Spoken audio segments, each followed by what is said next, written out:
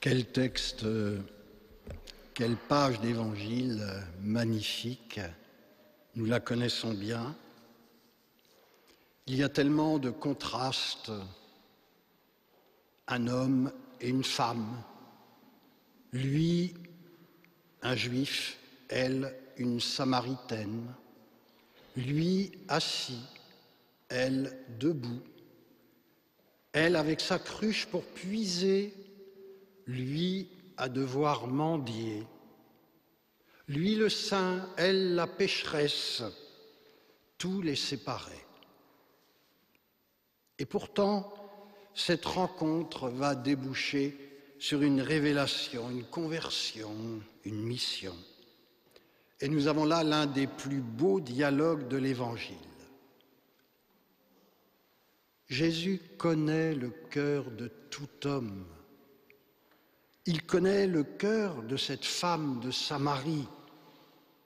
Il vient donc jusqu'à elle. « Donne-moi à boire », lui dit Jésus. « Donne-moi à boire ». Et la Samaritaine lui répond « Donne-moi cette eau mystérieuse, que je n'ai plus jamais soif. » Juste avant ce passage dans l'évangile de Saint Jean, nous avons ces mots. « Qui croit au Fils a la vie éternelle. Qui refuse de croire au Fils ne verra pas la vie. » Alors interrogeons-nous, qui résiste? Qui croit? Et sans aucun doute, cette femme de Samarie, pauvre pécheresse, croit. Cette femme, elle vient à la 6e heure, l'heure de midi la plus chaude. Elle est pécheresse. Elle est donc seule.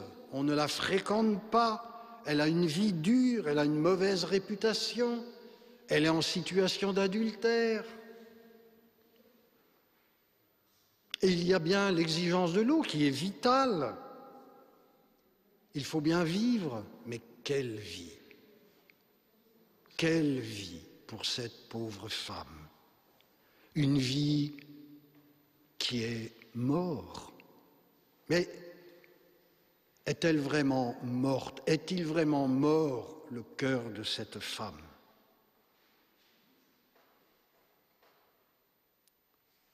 Lorsque je médite ce passage de l'Évangile, je ne peux pas m'empêcher de me rappeler mes années passées en Afrique et où on a comme ce choc de la saison sèche, où tout semble grillé par le soleil, où la nature semble morte. Et dès les premières pluies, tout commence à reverdir. Tout paraissait mort, et pourtant, la vie se fraie son chemin. La vie est plus forte que la mort. Rien n'est jamais trop mort qui ne puisse reverdir par la grâce du Christ. Encore faut-il recueillir l'eau, les pluies de grâce que le Seigneur veut déverser dans notre cœur.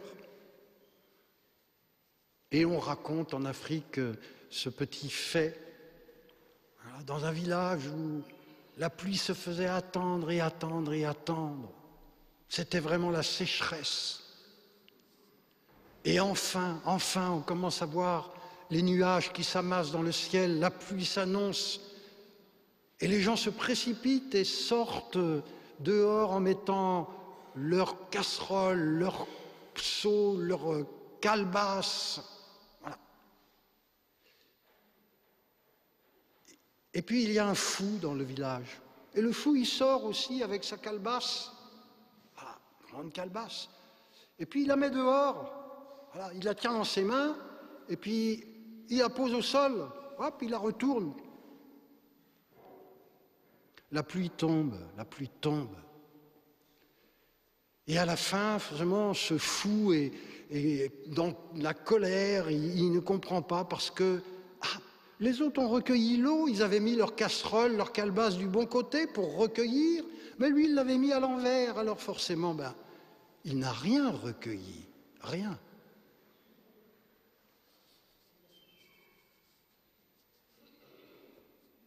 La question se pose. Quand Jésus nous dit « Donne-moi à boire, donne-moi », il mendie, qu'est-ce qu'il attend de nous? Que nous mettions la calebasse de notre cœur du bon côté. Du bon côté. Le Christ est là à nous dire « Donne-moi ta misère, donne-moi ton péché. Retourne ton cœur.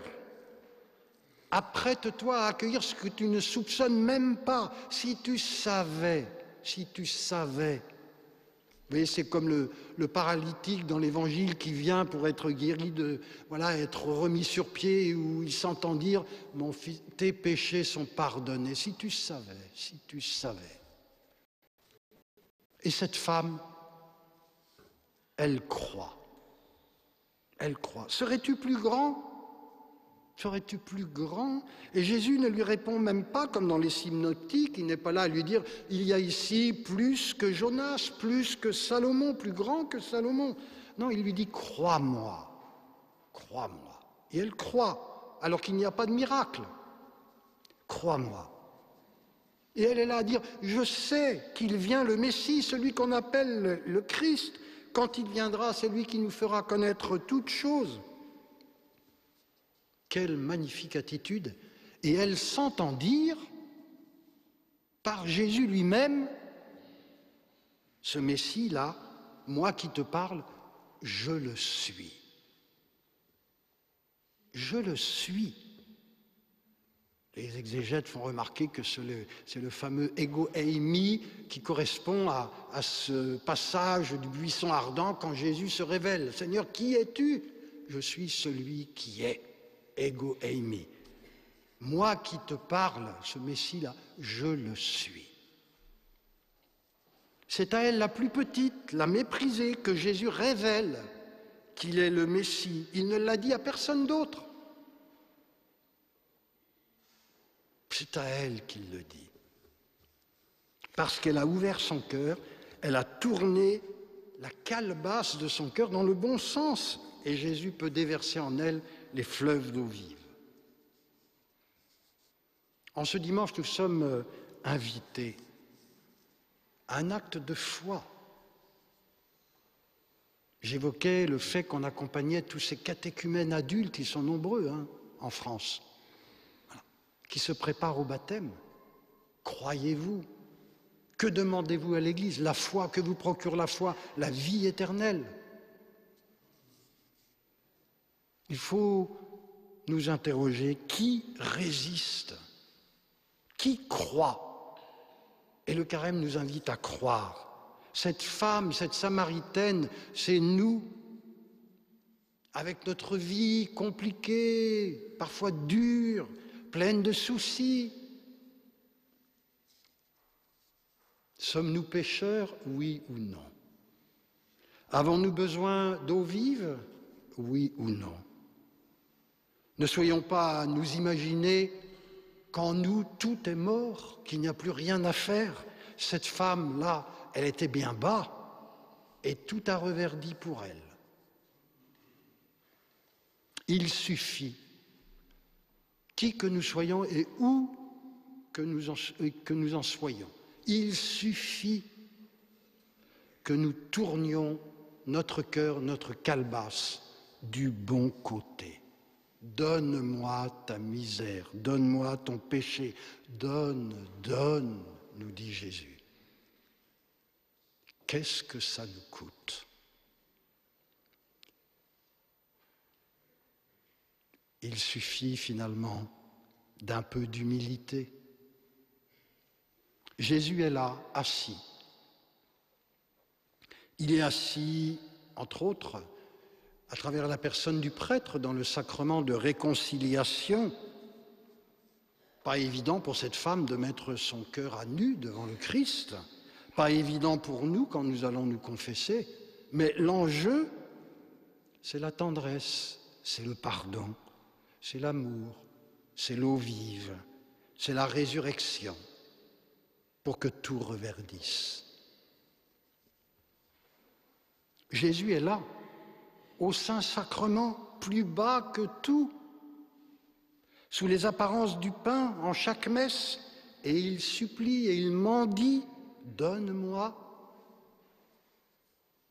Et c'est la démarche du rite pénitentiel au début de chaque messe, où nous reconnaissons que nous avons péché.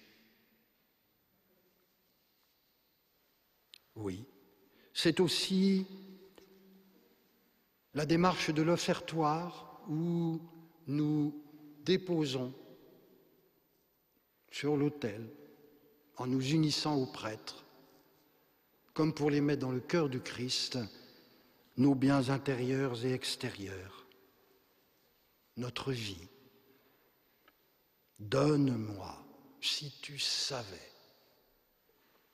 Et Dieu se donne, et Dieu donne l'eau vive jaillie de son cœur transpercé. Celui qui mange ma chair et boit mon sang n'aura plus jamais faim ni soif. Qui mange, qui boit a la vie éternelle. Frères et sœurs, ouvrons tout grand notre cœur à l'action que le Seigneur veut mener au plus intime de nous-mêmes. Tournons la calebasse de notre cœur vraiment du bon côté pour recueillir la pluie de grâce, ces flots d'eau vive que le Seigneur veut déverser en chacune et chacun d'entre nous.